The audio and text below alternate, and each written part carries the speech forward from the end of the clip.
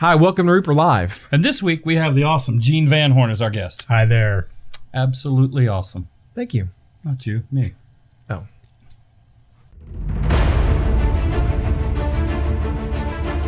Hi, I'm Ron Hawkins, Art Director here at Reaper. And Pugh, President here at Reaper. We're joined today here with our producer, Michael Collins, our technical director, Justin Elliott, and welcome to Reaper Live, the show where we blend painting, gaming, and geek culture all together for your viewing pleasure. We have a special guest today. Fantabulous. Gene VanHorne. Thank there you. We go. Hall of Fame sculptor Gene VanHorne. Hall of Fame, And that's artist. right. Yes. That's right. Golden Sophie Trophy winning artist. Yes, That's this is the gold right. side Gene of the table. VanHorne. I'm sorry. So, Gene, what brings you down to the Reaper Studios today? The pity party. Pity party, It's the huh? popular pity party. So, well, cool. Well, we're going to talk about how you got into the business today, all this kind of stuff. But before we get into that, we're going to talk about what we're going to paint today. We figured, in honor of you, we're going to paint mouselings today. Sounds good. So And I've got Chibi. the Mousling Ranger. That's what I'm going to work on. Oh, What do okay. you guys have? I've got the little mouseling barbarian. He's holding his axe up in a way that's similar to a knight holding his sword like a cross. What a silly pose! What a silly pose! And that'll be what I'm painting. All right, Very great, barbarian-ish. fine, great, okay. Gene, what are you working on? I am painting the little thief. Looks like rogue. you've already started. I'm painting starting. the little I'm a thief. slow painter, so Yeah. I've started. I didn't even prime mine yet. What are you talking about? Okay, all right. No, really. Oh, he's looking like Assassin's Creed right now. Is that on purpose? Or is that just white primer? That's just white primer. Oh, okay, never mind. All right, cool. But that's a good idea. Thank you. I might Not have a to bad use idea that. at all. Yeah, that's pretty cool. Okay, cool. Let's get started painting. Well, and we have a question for you. Everybody gets asked this. Okay. How did you get into the hobby in general? Let's see. Back in the 80s, I started playing D&D with Who was a the bunch of my president? friends. Oh, who was the let's see. That would have been Reagan, I Reagan, think. yes. Yes. Yes. Good, gold star for you. Yes. So And how did you store your miniatures back then? Don't say coffee can. If cans. you had three choices to store your miniatures in back then, would it be coffee can, foam box, or something this is other than that? I'll tell you, I stored my miniatures in the box set that I bought them in. Not a coffee can, though, right? No, I bought the old TSR miniatures. Any other answer is accurate except for coffee can. in a box. They had the blue foam. Oh, the and TSR ones. The TSR Oh, ones. God, and no, I, that was so some I ugly stuff. store my minis in there. That was bad. Well, the foam was. The foam was good. But foam no, was good. go ahead. You tell your story, and then we'll come back to those guys. So, They hurt. but I painted those for playing games and left the hobby for a while. Went to. Now, when you were High painting, did you end school up being the painter for the whole? No. We just painted our own. Oh, wow. Tester's enamel and Yeah. old school, Supposed to be a common theme. old school stuff. Yeah. Because Tester's enamel, I guess, was available at Walmart and Well, it was That's what I everywhere. said. They Yeah, didn't it's have just- these yeah. fancy acrylic paints like you guys have now. yeah. You know? In Craft Barrel, you had to go to the craft section, and this was much better than a craft. Yeah. Oh yeah.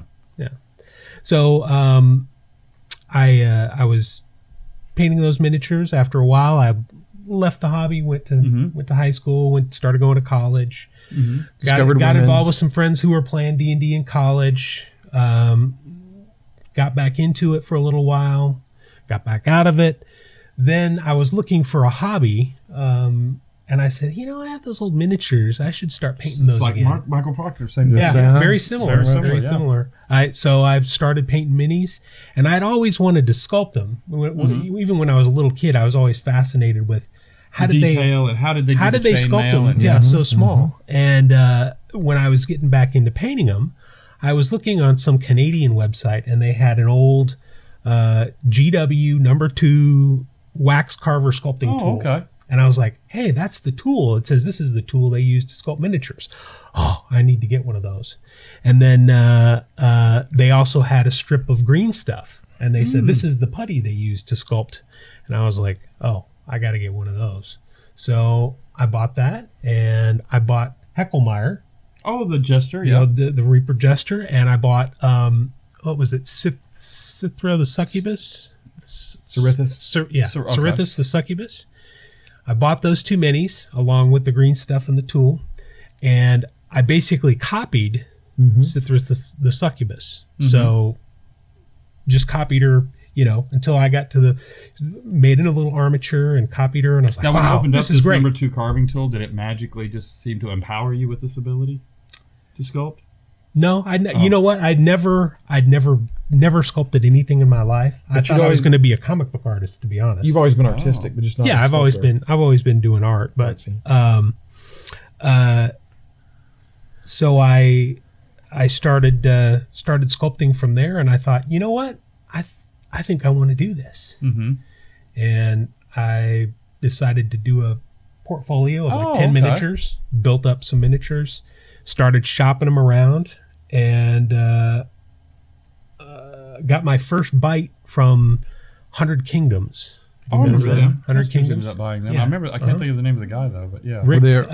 Rick somebody or other. I can't think of his last name off the top of my head. These are up in Minnesota? No. Wisconsin. Yeah. Wisconsin. And we were living in Minnesota at the time. Okay, all right.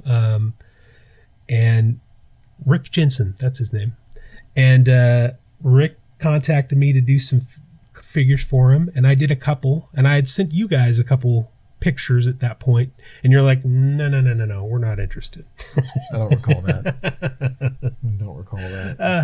Actually, I don't think I got a response. No, I got a response. Like, well, we'll see. Keep working at it.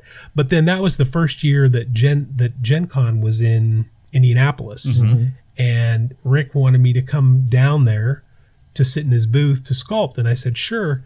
And I had brought, you guys had just released Nereidel. Yeah, Warlord Elf and Archer.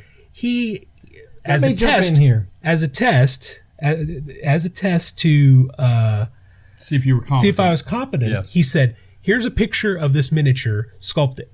Oh, I remember this. And so I sculpted it, and he that was cast me, it up for me. And I was like, "Oh, cool, thanks." Not thinking about it, I'll use these as samples to give out to people. So let me interject right here.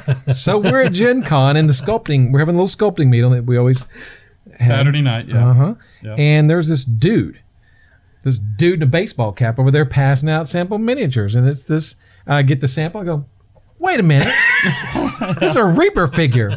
This is 14015 Nereidel, the Elf Archer. Who just came out sculpted That by dude's Reaper. ripping us Werner off. It's a Clark. metal casting of it.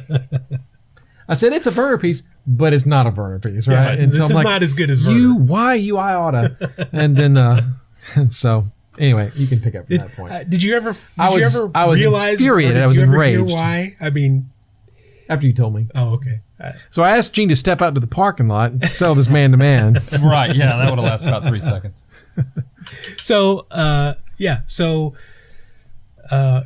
you had seen that figure, and then I showed you a couple other of the pieces I'd done for Rick Jensen, and you're like, oh, this is pretty good. And you remember you saying, we might have a get together in October of that year. The actual artist conference before Consumers, ReaperCon and all that stuff.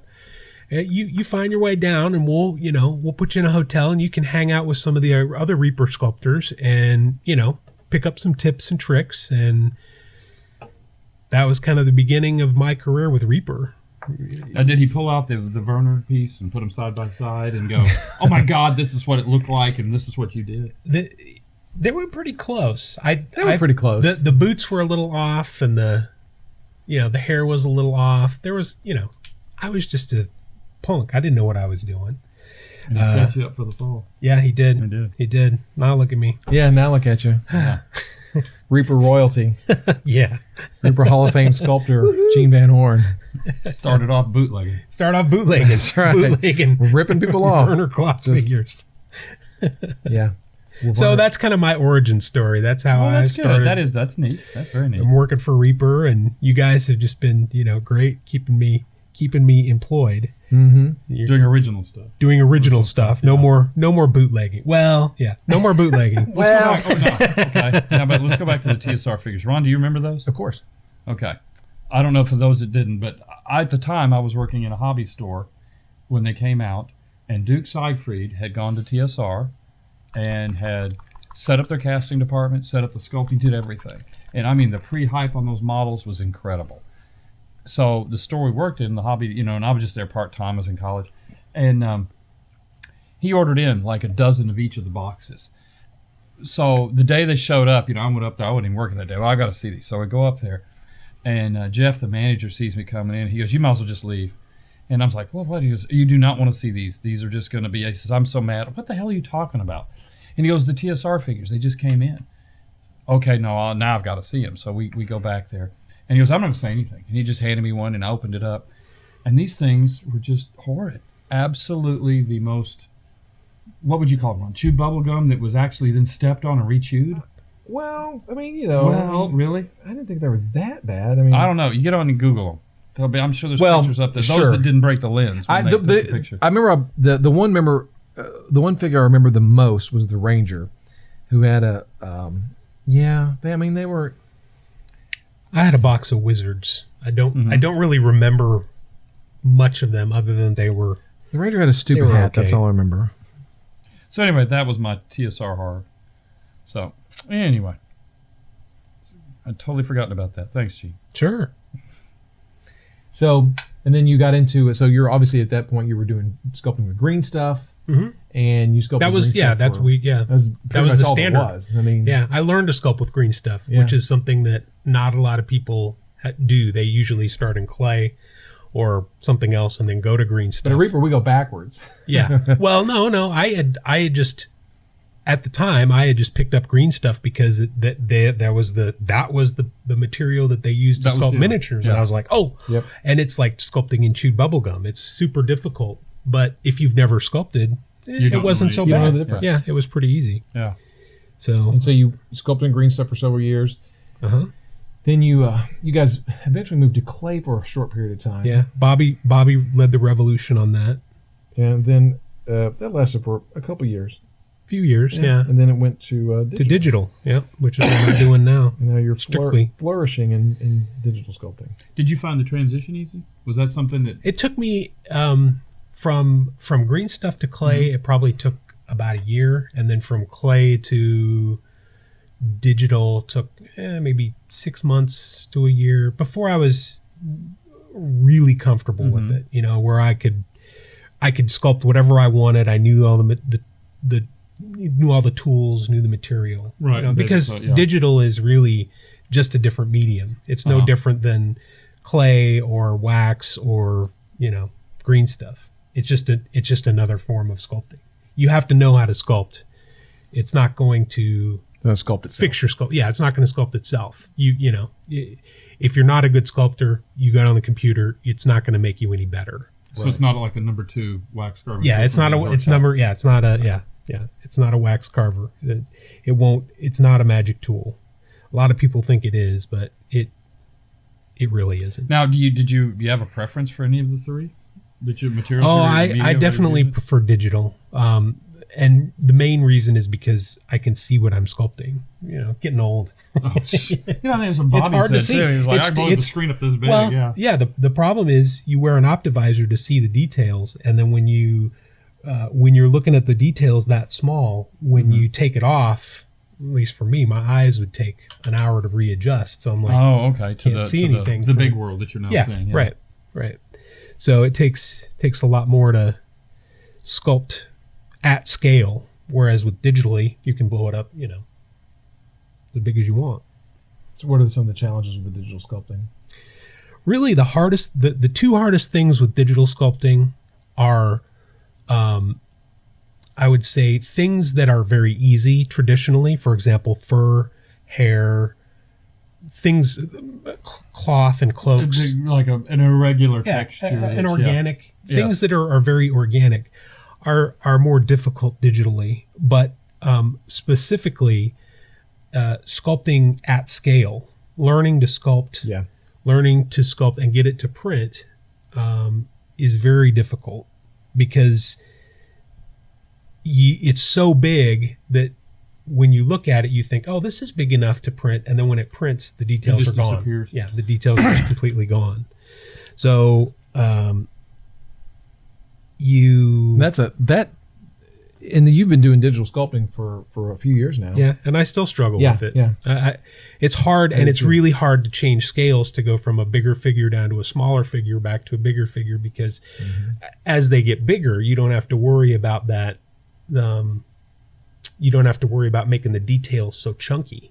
But when they get little teeny tiny, you have to worry about what's going to be. And also, too, it's not only for production, but it's also for even painting. Yeah, I've seen one of the things we learned when we were doing the calves early on, those disc sculpts, is that it would look great on the screen, that the panel recesses, all these things were fine. Yeah. We would print it out and we go, okay, that's good, that looks nice, but then when you start to paint it, it would all disappear because it was still, so you really had to really the details learn a whole new idea of exaggeration. Yeah, you do. You have to exaggerate the figure that much more. And that's the hardest part. And the only way you can learn that in digital sculpting is to do it and then print it out and then take the print and look at it versus what you've got on the screen and go, okay, I can see how these details are too thin or too soft, so I need to make these details thicker the next figure. And you do it again, and you do those it again. were really common discussions early on, and nowadays they don't seem to happen that much. Yeah, I remember there was a piece that Bobby or somebody had sent in that we were like, oh, well, no, the buttons are disappeared, and this, all of this stuff just disappeared. But on the figure, when you blew it up, it was great. Yeah, you learn to exaggerate it, so it does help. Just like when you're learning to sculpt for production, which is different than just learning to sculpt. There's certain rules you have to follow, and so it's the same thing with printing and digital sculpting. There's certain rules you have to follow. You have to make everything super thick. You have to make everything look chunky on the screen and make your brain go, no, that's not right. And then it's right. And it'll look great when it's printed. So now, what other companies besides 1,000 Kingdoms? 100 Kingdoms. 100 Kingdoms. 100 Kingdoms, yeah. That was really an ambitious idea he had. He wanted to build miniatures in a game around literally 100 complete full kingdoms top to bottom. That was ambitious. So what else have you done out there? Gosh. I've worked for a number of just various companies throughout it's hard to remember. Reaper's been my bread and butter for most of my career. Luckily, I'm fortunate enough to where I can kind of pick and choose who I work for. But I've done lots of little small mom and pop shops. I did a few figures for Testers when you said Testers bought out. Yeah. They were going to do a Song of Fire and Ice, a George R.R. Martin line that kind of failed. Oh yeah, that crashed. Kind of crashed. Blackwork? No. Blackwork was 100 Kingdoms. Oh, okay. They just changed. Yeah, Blackwork. Yeah. Magnificent Egos. Who? You guys.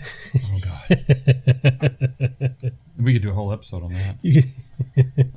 The Chris Clark episode. Yeah. You just be nice. Yeah. I'm not saying anything. No. Inside, I'm going to explode. But go ahead. I can't. I honestly can't remember. I've been doing this for so long. Well, Reaper's was there ever a point where you were wondering, is this what I want to do? Can I do it? Can I make a living doing this?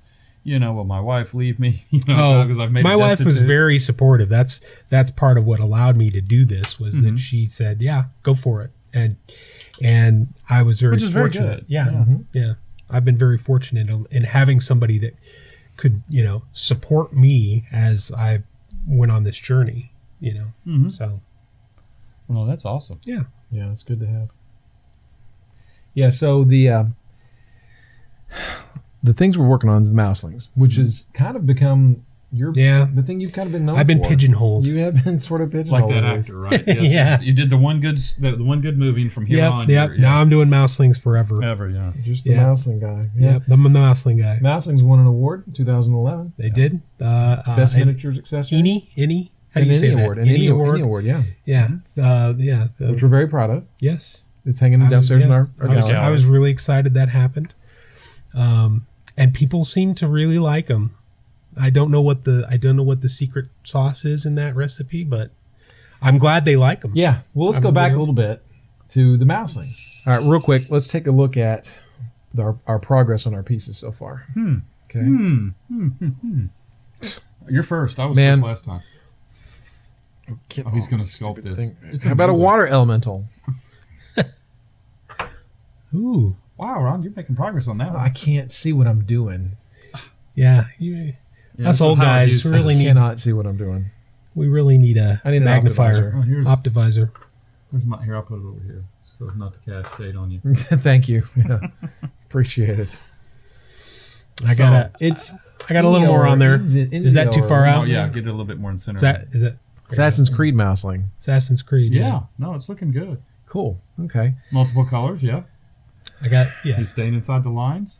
All right. You are too. Yeah. I can't. It's real. No, mine's not. All right. I'm gonna grab my guy back. All right. So let's go back to the mouseling. So a lot of people think that you invented the mouselings, but actually the mouselings go goes back a way little back, bit further back than that. Ed, To jump in here and tell us where the mouselings and came it's, from. yeah, The Wayback I don't know Machine. Who the president was, but anyway, 1992, we had a sculptor, Terry Williams. Bill Clinton was elected in '92, but so I Okay. guess it was Bush still president. I don't know. If that's what I'm not gonna worry about it. If you insist on bringing this up every time, I'm going to correct you. Clinton, Bush.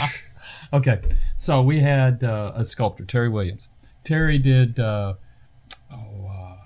forgot, just a lot of different lines. He did the Smegans, he did the Verminites, and we were just throwing this stuff out. He did the Dwarves of the Empire. And inside of there, he sent these mouselings, these just little tiny mouse people in, and he had done them for his child, and that was some of the kids' miniatures they're going to go play with. It was like a wedding party and a. There's a lot of really cool stuff. He really liked the movie Titanic, okay. So you had a wedding party, but you also had the band for the wedding party, and they were all in the sort of a period clothing, and it was really just a lot of neat stuff. They were cute. And Yeah, he very brownced cute. off and all that. And then Terry went his way, and they sort of did that, and they were really stylized, so they weren't something we would ever go to Julie Guthrie, let's say, and say, hey, this is what we've been doing. We need more of this. You going It to doesn't show them a look like picture? that. Of the early ones? Yeah. Well, if we can dig up a You can picture, dig up we'll a put a picture. picture up. We'll put it up there. Here. So anyway, then we years can't, and then years we and won't. years go by, and I mean they're just part of the little lore of the shop. People will remember them, they'll talk about them, they'll come in and ask, and I never got this to finish my collection, whatever. So they sort of kept floating around, and then you and Ron step in. Then you and I were talking one day on the phone about what was it? David Peterson had We're talking about comic books and things like that. Yeah, one of the what is it? Mouse Guard Mouse books. We're talking Guard. about that. And we were talking about Runaway Ralph, the motorcycle mouse. We talked We were about talking that. about About Mouse Templar. We talked about Redwall. Redwall, Brian Jacques. And We were just talking about our love of all things Anthropomorphic. related. Mouse anthropomorphic. And you said, "Oh, I remember. We had this old line in the Reaper line, and we ought to revisit that." And so I sketched something out and sent it to you, and you're like, "Yeah, that's pretty cool." And I sculpted it, and you're like, "Yeah, that's okay." He didn't do that. It wasn't. Almost doesn't suck. He didn't do that. No, it was It wasn't right. And so You sculpted it. You sent it in, and it was big. it was big, and there were some things wrong with some proportional issues and other stuff. We were looking for a specific. And so you had an idea in your head, and I'm like, okay, well, I'll tell you what. You dial into my computer. We'll sit on the phone. We'll talk. And as we talked, I drew. Where is he? This guy right here. Is it that guy? Yeah. The original. Yeah, he was the original. He was the original concept. The guy with the acorn shield. And so that was the first mouseling I sculpted. And after that, it kind of took off from there. We did the rest of this group here. And then we did other sets. We did a bunch of holiday. We did the townsfolk and the holiday ones. And the main thing on the mouselings, we didn't want just cute. We didn't just want anthropomorphic. Yeah. Cute but fierce. Fierce. Yeah, we wanted cute them to but be fierce. which Yeah. is something we've That's sort the of. way I viewed what your style. They were very proud in their posing. Yeah. We sort of wanted to capture the cute, but at the same time they can't. They're not just little knockover, pushover little mouselings. Right. They'll beat your ass, right? If they can reach it. Yeah. So, Yeah. so that was kind of the thing, and from there it was just sort of. You went on to do the mouseling Terror from Planet X box set. Yeah. And we did that for the artist conference one year. And a T-shirt of it. Yeah. And some other things as well. You did the Headless Horseman mouseling for the Halloween. artist conference. Yeah. It was really cool. Lots of- You've done a lot. You've done a lot of mouselings. Yeah. So every year I'll call Gene. Gene, time for another mouseling. Oh, not again. Not another mouseling. Superhero movie. Yeah. But They're not. I like it. I do. I might complain about it sometimes, but they're fun. They're fun to do. we talked recently about doing them. Yeah. Going back and revisiting the original some guys. concepts. We've and talked about doing a revisiting few different original and do different things with them. Yeah. But we'll see if that ever gets around to it. Speaking of, so with that, you got pigeonholed into being the mousing guy. But at the same time, we also asked you to do a lot. We asked you to do a lot of fun things for us. Yeah. You know, I mean, you can sculpt anything. If we ask you to sculpt any kind of figure, character, monster, no problem. You got that. But sometimes Troxel. yeah. Oh, yeah. Troxel. Yeah. Sculpt the new Troxel, which comes out November 19th. That's right. Which came out November 19th. I'm sorry. And it came out recently. But you'll do 2D art for us. And you've designed a lot of stuff for us that it's 2D, that's become 3D. But, man, you've done a lot of 2D art for us. Some of it just completely unrelated to fantasy. The first 2D art I believe that I can recall, Gene, was the Terror on Planet X box set. We did a big banner for that. Yeah. And then we did the Bones Kickstarter art, all the big game board, which was, had all the that was Bones 2, Bones right? 2, yeah. It was really cool back in 2013. And so a lot of it is game related and Reaper related. But like Ed said, there are a few things that aren't game related. So, for example, my brother and I we'll mess with cars, and Gene has drawn several of them. But he pigeoned himself into this one, the rat rod kind of look. Yeah, and he pigeonholed in this one. I love the first T-shirt was the Gorilla Phillip. No. It was the Ice Age. Ice Age. Yes. What? Cut. What? No, it was. Oh my Lord! That's the first one I remember with the car. It is. That's the what I'm first trying to say. one? Remember the name of it. Ice Age. The shirt didn't say Ice Age though. Oh, No. Fear the Creeper. Fear Because you guys are the Creeper brothers. in the Anglia. And Yeah. the car was on Fear Classic Fear the car. Creeper. Yeah, we'll get a picture of it up, the Anglia. So on there is the art. We're at Gen Con, and we've finished a day. We're sitting in the hotel, and everybody's just sitting around, and then Gene comes up, and he starts this, well, we all got together, and surprises are never fun like when they start like that. So anyway, but what It's it like, is... oh, crap. Yeah, I'm like, oh, crap. Yeah, I'm walking. So anyway, he presents me with this shirt. And what the shirt represented was this period of time we had just recently gone through over an Ice Age Kickstarter. And these guys went out of their way, and all they were trying to do was pick an argument, an internet, whatever, duel, to get quick publicity. Let's see if we can get the big guy to do something, or big on the block.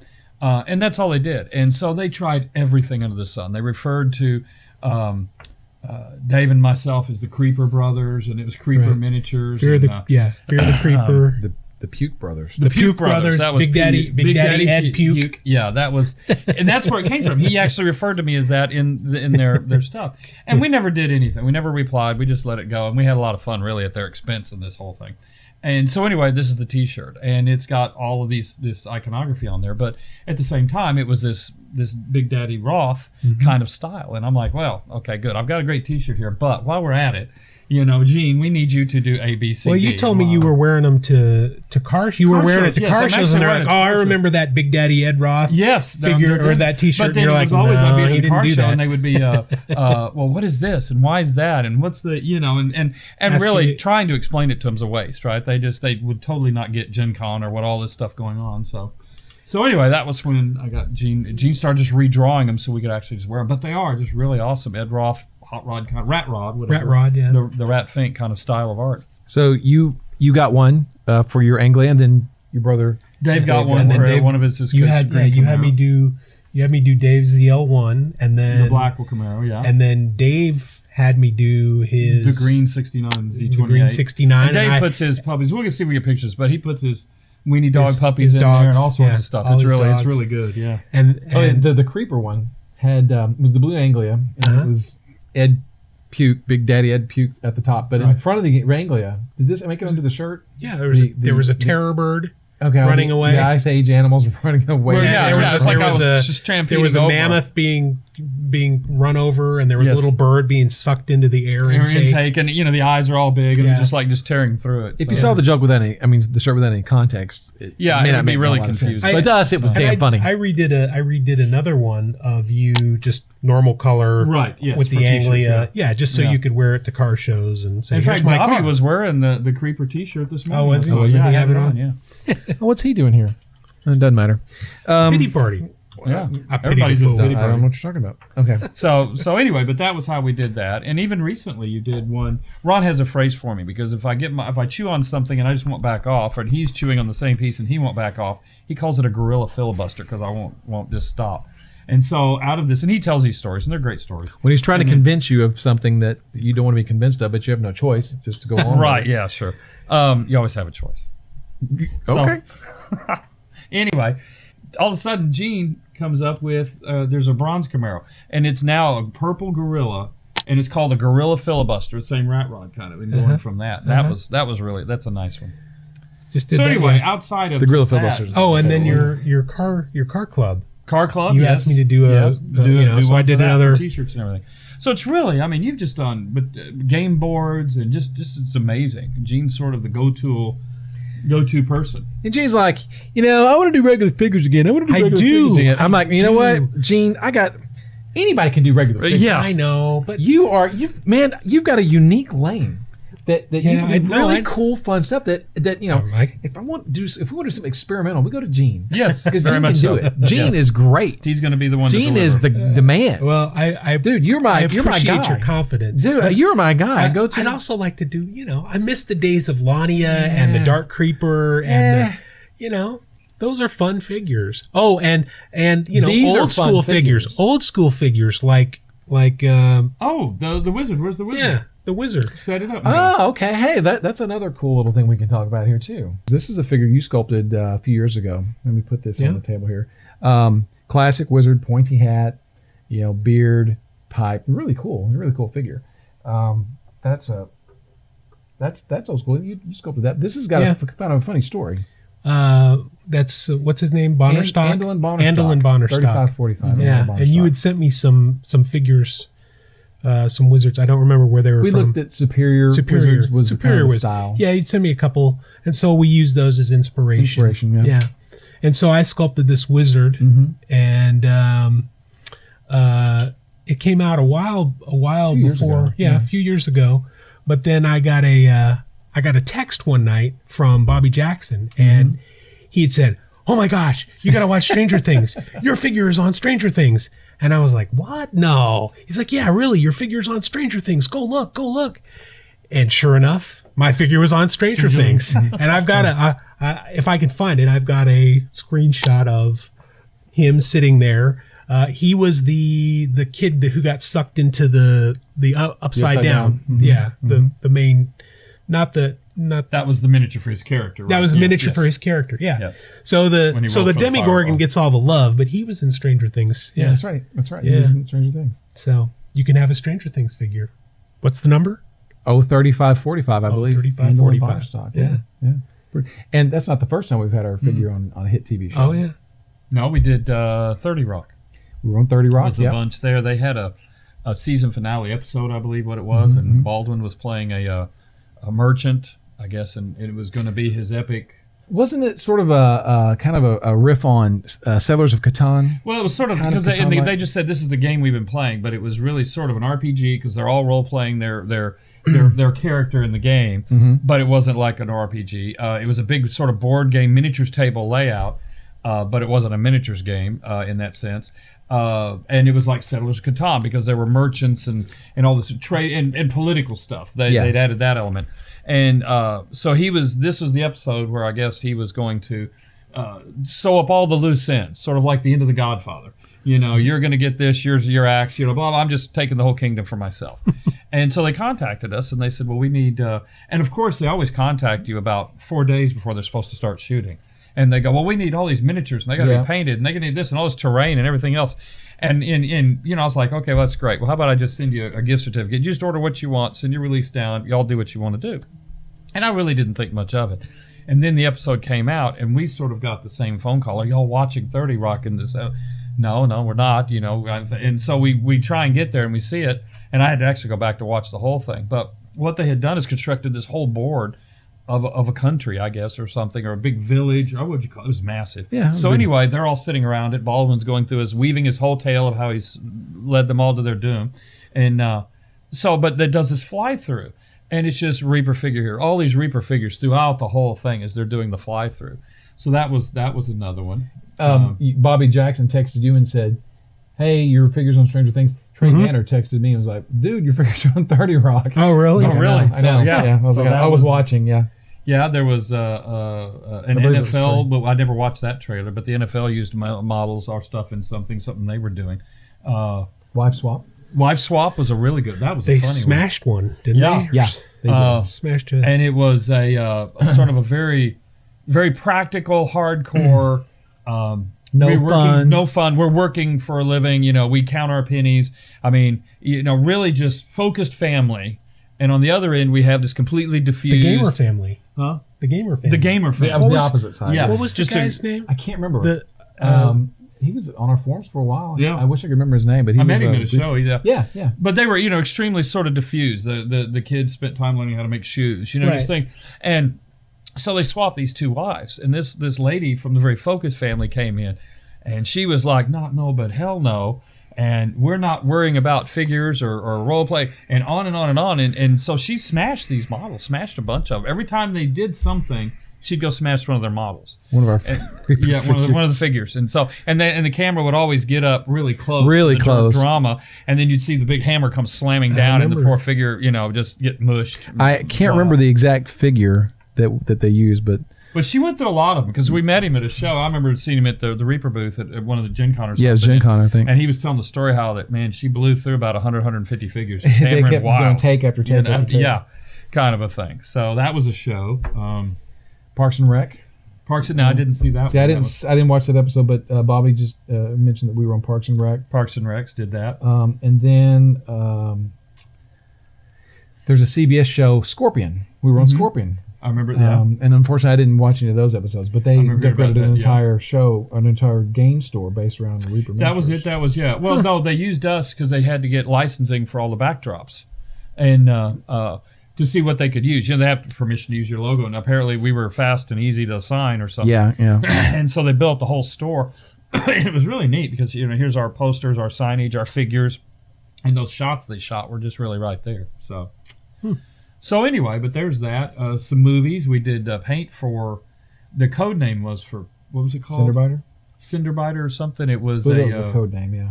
Oh, I can't think of. Was it Paranorman? Paranorman, I think, was what it ended up doing. But we all of the mats and provided all the paints for that. I remember every week we were shipping more paint because they needed to be able to come back at a later date and get an exact match and say this is this paint. We've assigned this number to it. It was whatever formula, and we did it. And so they were coming back like 2 months later saying we need more of that color. We were shipping paint. and we would a lot have of to paint. go ship all that to them because for all their mats and everything they were doing for stop motion. That's cool. What else is in there? There was a pile of paperwork down there. For it. We did we were in the Mummy. Yeah, Mummy one Returns. of the Mummy Returns. ones there was a city at the end, and they just filled it in with a lot of bric and brac, statues, things like that, statuary, because we've done all this Egyptian stuff, and so they just needed a lot to set it up in miniature. I've got the photos for that somewhere. I'm about to pop my mousling. So anyway, we've done that through the years. That's always been fun. So, Yeah, pretty cool. Pretty cool. All right. Reaper's brush with success. Yes, our yes. 15 seconds of fame. Yeah. Yeah. So, and I'm sitting there looking at Andal thinking that's a really cool figure, but I'm noticing some of these other figures around Andal and Bonner stock Uh-huh. that are brand new figures. We haven't even released these yet. Yeah. No, those are That's a lot of fun. That's the Paizo chibi. Yeah, for lack of a better- Paizo Yeah, Those goblins. are chibi and, models.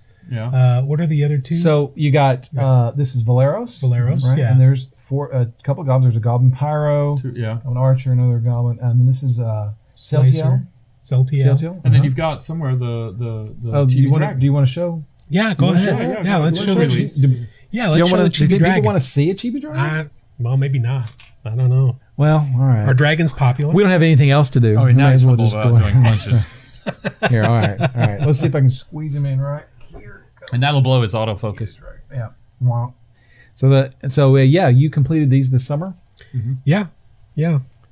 and we just got these printed and turned to resin by our friends out at Trenchworks in Utah. Yeah. This was for any of those who had tuned into the ReaperCon Yeah. What is it? The ReaperCon interview interviews. we did at ReaperCon. We did a little interview, and this was the surprise we were talking about.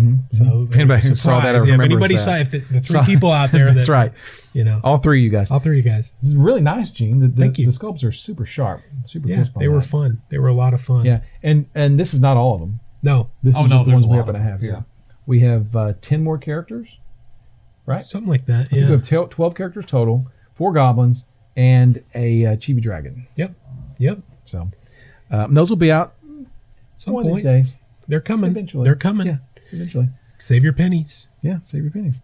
Well, Gene, thanks for stopping by the Reaper Studios today. It was a lot of fun. Really Thank you. enjoyed it. Thank really you. enjoyed it. I had a great time too. You want to show us what you painted? Okay.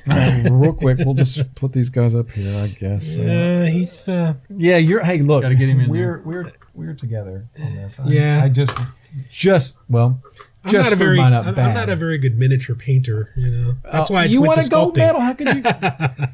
Well, that's true. I mean, yeah, cool. the judges were very lenient that day. I guess so. Make sure to stay up with all the latest, greatest news and information at www.reapermini.com, and make sure to send your questions to reaperlive@reapermini.com. Don't forget YouTube, Twitch, Twitter, Instagram, Facebook. It's all our social media. Get there, have fun. We want to see you there. Gene, again, thanks for stopping by. Thank you so much. Thank son. you. This has been. Thank you. This is awesome. Yeah, I it was can't fun. wait to do this Thanks. one again. I had a great time. Good. See you next week. Wave from.